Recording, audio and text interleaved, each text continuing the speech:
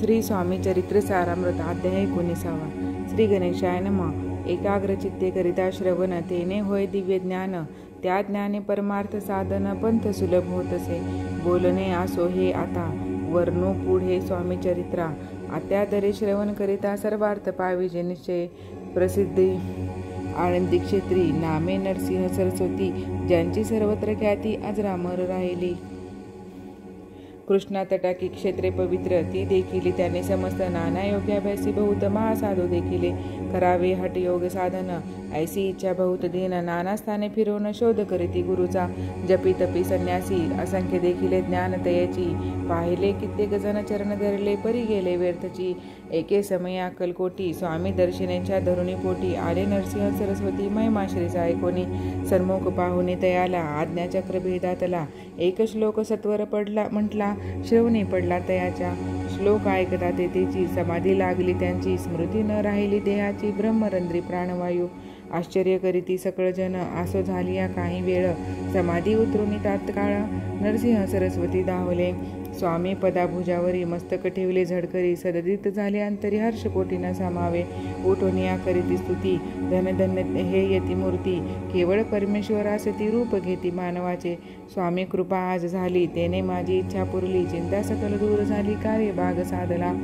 आसो नरसिंह सरस्वती आळंदी क्षेत्री परतोन येती, तेथेची वास्तव्य करीती सिद्धी प्रसिद्ध जयाला. बहुत धर्मकृत्य केली, दूर दूर कीर्ती केली, काही दिवशी एके वेळी अक्कलकोटी पातले.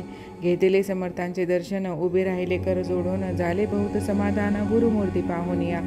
पाहुनी नरसिंह सरस्वतीसी समर्थ बोलले त्या समयासी, लोकी धन्य त्यात पावलासी वार योषिती पाळुनी.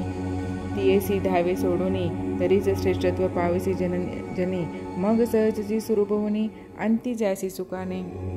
ऐकोनी समर्थाची वाणी व आश्चर्य वाटले सकला मनी.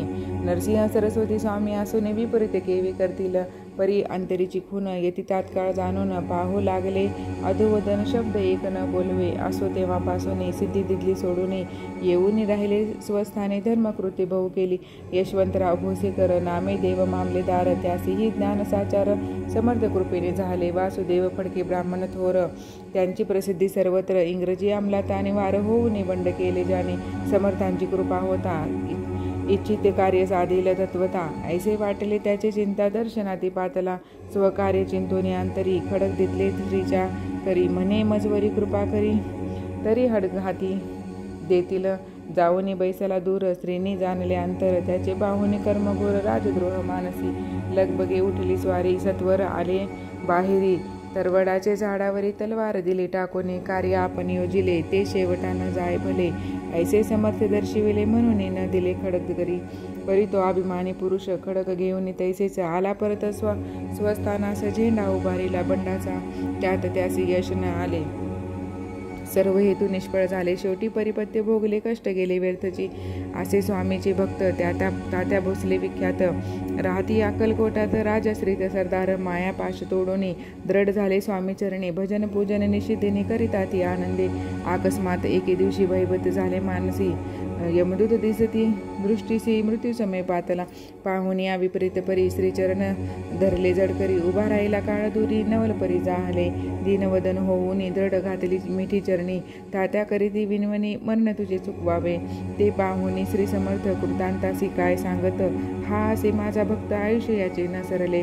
पहिलं तो वर्षभ दिसत, त्याचा आज असे अंत, त्यासी नावे त्वात्वरित स्पर्श याती करू नको, ऐसे समर्थ बोलले. इति श्री स्वामी चरित्र सारामृत.